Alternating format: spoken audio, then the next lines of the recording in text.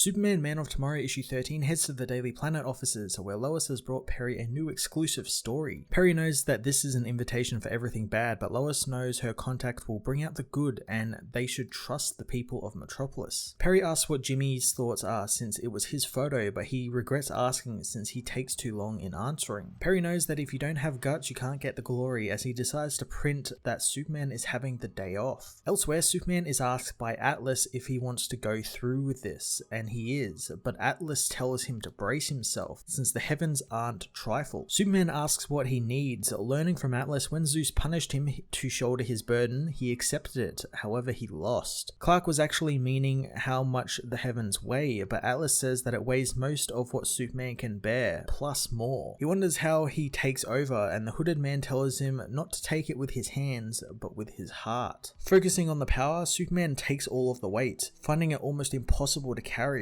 asking Atlas how long he will be, but the being is already gone. Morning soon dawns in Metropolis as Lois and Jimmy fly over the city. Lois knows that Clark is out there somewhere and believes in him as she tells Jimmy to keep his camera's batteries charged since it's going to be a busy day. Superman holds the weight of literal worlds as a young boy helps an elderly woman get her cat from a tree, saying that it's just the sort of thing Superman would do. Later in the day, Supergirl stops the villain Match from burning down a building for insurance money, telling the arriving firefighters Superman helps out in National City all the time, so it's only fair that she helps him back. As Black Canary stops Silver Banshee from robbing a museum and Firestorm stops Chemo from causing a chemical disaster, Superman begins to falter under the immense weight. That night, Bruno Mannheim and his thugs rob a bank, but are confronted by a mob of citizens who plan on arresting the man. Bruno isn't deterred, telling the mob to beat it. However, an old man says that this is Superman City and it is a good city and they aren't afraid of two big gangsters like him. Flash soon races in, taking out all of the thugs and Bruno, telling him that he's covered Superman's shift tonight. The old man says that the Flash is a good man as Barry races off, saying that Superman is always there in a crisis and it's the least he could do to help repay him. At 30 minutes to midnight, the Daily Planet is still working away, covering all of the heroes pitching in to help around the city. Perry wants to know what Lois's angle to this is, since it seems like Superman has just taken a vacation. Lois says that Superman is needed elsewhere, so the people he has helped in the past have all stepped up in his absence, and while Superman wasn't there in person, he was part of everything good that happened today in the city. Perry asks when he's coming back, wondering if she's got an exclusive on that, but Lois is unsure, and Superman continues to struggle with the weight of the worlds. Atlas soon returns to Clark, asking how he's going, and Clark compares it to putting up hay on a farm. Atlas knows that keeping everything from crashing down means sacrificing much, and if not for Superman, he would have had to have sacrificed a day no father should miss, his daughter's wedding. He says that he doesn't need an oracle to know that his daughter will now have joy for the rest of her days, and that Zeus was certain no one would ever volunteer to step in for the being, so Atlas enjoyed the look on the god's face when he saw him escort his daughter down the aisle. Atlas takes back the weight, causing Superman to fall to the ground. He asks if he was worried that he wasn't going to come back, and Clark admits that it had crossed his mind. Atlas knows only Clark understands that those charged with the weight of the world will never wish it on another.